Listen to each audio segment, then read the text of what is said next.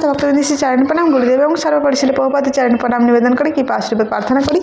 তো আজকে আমাদের ভাগবতম প্রথম স্কন্ধের 6ষ্ঠ অধ্যায় আলোচনা। তো আপনারা শ্লোকে দেখুন, শ্লোক নাম্বার হচ্ছে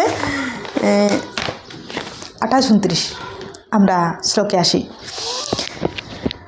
ধৃতব্রতেন হি মায়া ছন্দংসি গুরুভগ্নিয়া মানিতা নির্বলিকেন গৃহীতং চ অনুশাসনম ভারত ব্যপদেশেন হি অন্ময়া অর্থ চ প্রদর্শিতা দৃশ্যতে যত ধর্মাদি স্ত্রী শূদ্রাদিভি অপিউতঃ।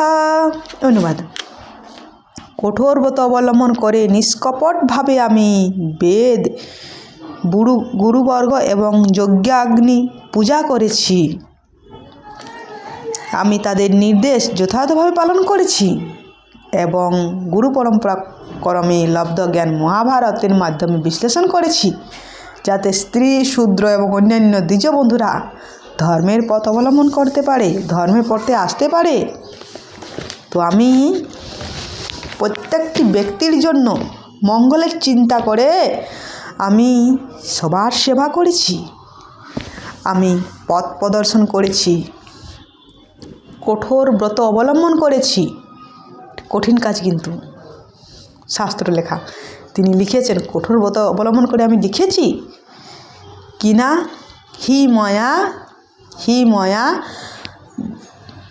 ছন্দং, অর্থাৎ ছন্দবদ্ধভাবে আমি শাস্ত্র রচনা করেছি। আমি গুরু পূজা করেছি গুরুদেবের মাধ্যমে, অর্থাৎ আমরাও গুরুদেবের মাধ্যমে আমরা নিজেরা কিছু করতে পারি না, কিন্তু আমরা মালা জপ থেকে শুরু করে মালা জপ, গ্রন্থ পড়া, সব কিছু গুরুদেবকে আগে অর্পণ করতে হবে, ভোগ নিবেদন, কারণ আমাদের হাতে ভগবান গ্রহণ করে না, গুরুদেব হচ্ছেন ভগবানের প্রতিনিধি।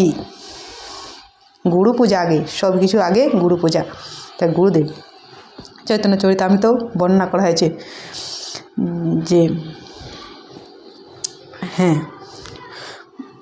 চৈতন্য চরিতামৃতে বলা হয়েছে সেখানে যে জীবের নিস্তার লাগি নন্দসুত হরি ভুবনে প্রকাশয় গুরুরূপ ধরি। তো গুরুরূপে ভগবান, তিনি তাদেরকে নির্দেশ দেন, শিষ্যকে নির্দেশ দেন, শিষ্যকে গাইড করে নিয়ে যান, শিষ্যকে গড়ে তোলেন।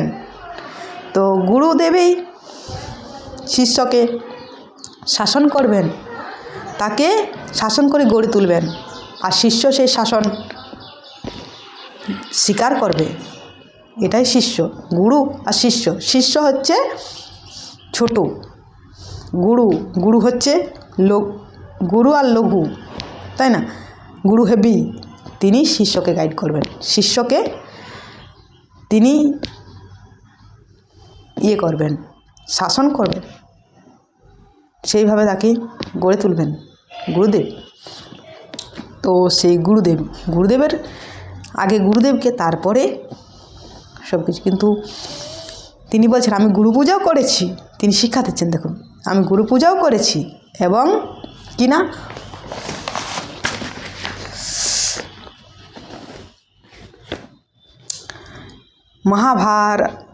ভারত প্রদর্শন, অর্থাৎ আমি ভারত রচনা করেছি। ভারত বলতে ইতিহাস, মহাভারত, রামায়ণ তিনি রচনা করেছেন। কারণ যারা বেদ পাঠ করতে পারবে না, তারা ধর্মের পথে যাতে আসে, তাদের জন্য আমি করেছি। তো ভারত কিভাবে সেটিং করা হয়েছে এই মহাভারত পাবেন। আগে তো সিলেবাসে ছিল, এখন তো নেই মনে হয়। আগে আমরা রামায়ণ পড়েছি ইংলিশ, কিন্তু এখন মনে হয় রামায়ণও নেই।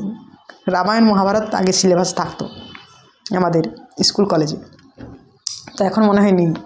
তো আমি করেছি। তো তারপর আর কি বলছে, হি অন্ময়া অর্থ চ প্রদর্শিত। আমি গুরু পরম্পরা যা শুনেছি সেটাই আমি লিখেছি, তাদের পথ আমি ধর্মের লিখেছি। তো যা শিখিয়েছে আমি সেগুলোই করেছি। তথাপি পরের শ্লোক তো আমরা পরে দেখব। তো গুরুদেব তিনি হচ্ছেন ভগবানের প্রতিনিধি। এমন নয় গুরু যে ভগবান, না, ভগবানের প্রতিনিধি। গুরু শিষ্য আমরা যে কিছু করতে পারি না, আমাদের হাতে ভগবান সেবাও নিই না, গুরুদেবের মাধ্যমে। তাই সব কিছু করার আগে গুরুকে স্মরণ করতে হবে। তো গুরুদেব সেটা চৈতন্য চরিতামৃত দেওয়া আছে। তো আজ এই পর্যন্তই।